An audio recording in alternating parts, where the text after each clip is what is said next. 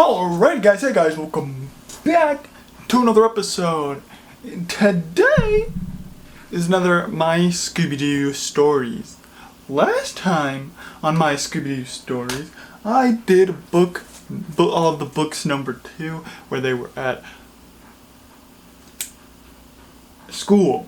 It was school scares when they were at school, and then Fred's father was the one that let all these ghosts out from a book.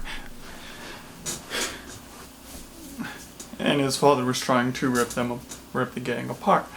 And so, while I'm writing my 6th series, well, we'll get there. This is my 6th series. I've changed it. I've did a 5th series, and now I'm doing a 6th series right now. So this is 3 out of 6. So we're halfway there. Oh, okay. Without further ado, let's get into this book series of Scooby Doo and Summer Camp, Volume 1. This is called Scare Camp. It's basically the introduction to the gang at summer camp. And so this one is with the Lazy Lake Serpent, which, so the gang become camp counselors at Lazy Lake, but not for long till a monster attacks the camp, which this was basically just an introduction to them going to camp, which was Velma's camp. Then the gang get all suited up for camp and stuff, and then they go out to search, and then they run into the monster, which is super fast and always gets in front of them. And then it turns out to be Daphne's mom, which was just like, we were just wanting to give you a good summer. And now, in this one, it's a movie night, rated M for monster. During movie night at camp, a monster appears and scares the campers away. Now, in this one, Shaggy becomes brave and becomes a superhero for the book. And so does Daphne as a kind of a not Daphne, Velma as of a sidekick to Shaggy, becoming a hero. And for some reason I have Scooby juggling. Oh, and then they all got camp counseling shirts that match their colors. How did I get out here? Oh yeah, okay, yeah, it was Calvin, and he doesn't know how he got out to the forest or whatever where they were going, and so yeah, it's like he doesn't know how he was there. Next we got this monster, I don't know, I forgot what Bedtime Scary instead of Bedtime Story. I think this is with the Sleepwalking Warlock, I think. I don't know. But, yeah. And you can see Fred in his pajamas. Something mysterious is happening to the camp, and the gang has to figure it out and stop it. This is going off right from the last book, because Shaggy is still in his super suit. And then this night, the Sleepwalking Warlock is bringing people somewhere while they're all sleeping. And then they find a whole list of stuff. They find a list of names and stuff, and highlighted and stuff like this. And then I put my 3 names at the bottom. I put Wayne, Nat, and I just put a lot of random names in there, and they're all color coordinated and stuff. And so that's a clue to the bigger mystery. Then they get oars and blankets and stuff for the trap, and yeah. And then the warlock. Barney.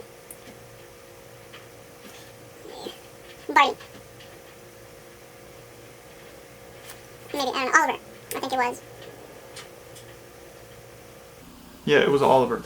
And next we have Totem Time again instead of Terror Time again, because I love that song and I love that movie. When a totem comes alive and terrorizes the camp, the gang has to stop it. So I guess there was a totem coming into town, and Shaggy was super happy about it, or into camp, and Shaggy was super happy about it. So he rushed the gang out, and then the totem comes alive and scares people off, and then the cool thing about this totem is that it can come apart and chase 3 different groups of people, and then they all trap it, and then Velma says, "Barty's being suspicious," and then Velma's like, "My dad? No way." And the monster, or the person controlling the 3-parted totem, was Jane.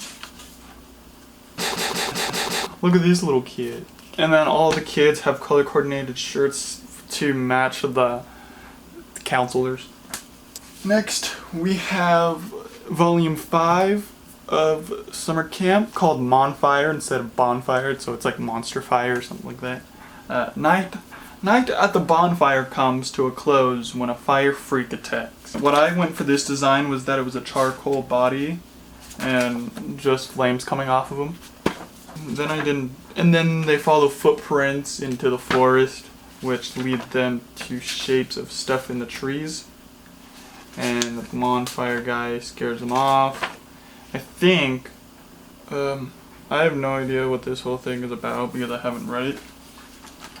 I just try to grab it and stuff.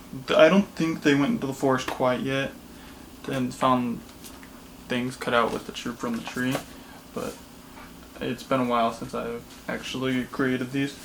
And now, this book is called Save the Trolls instead of Save the Trees. But I mean, we should still save the trees. But, it's time for some camping outdoors, and it gets interrupted by a troll man. I don't think I needed to add the man part, but it was just a troll. This is the one that they go out into the forest, and they find the hammer that the troll uses is cut out as a piece of a tree. And these people from the list have been the monster, so they were sleepwalking, and then that every time they are the monster, they're sleepwalking inside these costumes. And so yeah, up in the tree, information will soon come. Oh yeah, there was a mystery man saying information will soon come, and that this is the one where the mystery man came into play. The mystery man is actually helping us out, and he says stuff will soon come to play. And zoinks, please tell me everyone heard that. And so the voice is helping us to the man behind it all. And that's the conclusion. That's the first 6. Now we're on to Volume 7, The Camp Clown. Don't know why I made a clown come to camp, but I did. When camp gets boring, the gang try to entertain the kids with their skills of mystery solving when a clown creep attacks. They were like, okay, we gotta set up this fake mystery for these kids to figure out how cool we are with mysteries and stuff, and then an actual monster attacks, which is the clown, and all the kids are like certain members of the mystery gang, and so gets kind of cool to see him rub off on the gang a little bit, and then I feel like the little kids do kind of figure out the mystery, I believe. And then they're all high-fiving and chest bumping, and in the end, right there. I was just reading through, my camera stopped recording, and so I was reading that now they're planning to go ask Barty questions so that it could rub off and not make it look weird of them asking him questions like that. This one is called 127 Horrors instead of 127 Hours, because this is a hiking one. While the hikers run into a hiking horror, Fred tries to get answers. So I kind of try to make these like synopses like for an actual show kind of thing. We get Ian, which will eventually disappear and be the monster. And then they dress up as rock archaeologists, and they try to talk to the rock monster. And yeah, and then they get a list, and then they take off the mask, and it's right here. And it's Alan, not Ian. And This is when they figure out that this guy named Jed is pulling all the strings, and so they're like, so do we confront him back at camp? But then they're like, if he knows that we caught on to his scheme, then he's not going to be at camp anymore. So then in this book, they try to go down this rabbit hole. It's called A Very Good Time instead of A Very Good Time. I feel like I'm smart about these titles. As the gang try to get a lock on Jed's location, a bear beast attack. So basically this whole book is just like, how do we find Jed and where he's at? And so, yeah, that's basically all that's happening. But then this bear beast is trying to throw them off their focus, to not worry about this mystery, so they have to worry about the bear beast mystery. But then somehow they do get the location. And then in the last book of volume 10, titled Fishing for Freaks. Now in these next in one of these next 3 series, I'm gonna always be having a Fishing for Freaks thing. I don't know why, but in the next summer one, I'm having another Fishing for Freaks, and then in the other summer one, then I'm having another Fishing for Freaks. I don't know why. This one is the gang find Jed's hideout, but when Jed sends a monster after them. Yeah. And so they find Jed's location, they all become friends. Shaggy has super long arms for some reason. But then they give Jed, then they run into the monster that has a secret word that every time you say it, it'll turn it back into the monster, and then turn back into the person, turn back into the monster, turn back into the person, turn back into the monster, turn back into the person. You get it. And I don't remember what the word was. Okay, so it's lake, and it's like lake monster. So the secret word was lake. And so then they figure it out, and then they say lake one more time, and then at the end of this book, or no, they also figure out what Jed's plan is, because they find guns, and then they find his plan, and then he was planning to shoot up the camp because he wanted his camp back from Barty, and Barty was the secret boys trying to help them out. And yeah. This book, just a bunch of twists and turns. And then at the end of this book, Velma helps Alex not become a monster anymore, become the lake monster anymore, and then they stop Jed by I don't remember, because it's been a while since I've written these books. And I would like to read through it, but I only have 5 minutes of recording left. And then since I was doing the Beverly Hillbillies at this time, I had Daphne having an Ellie, because when they were going on their way to college, she wants to go and visit with her before they go to college, officially go to college.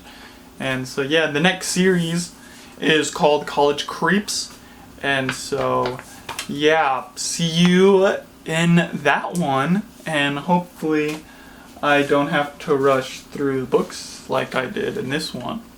So yeah, alright guys, hope you guys liked this video. If you guys did, please have a big like down below, and if you guys haven't already, please subscribe.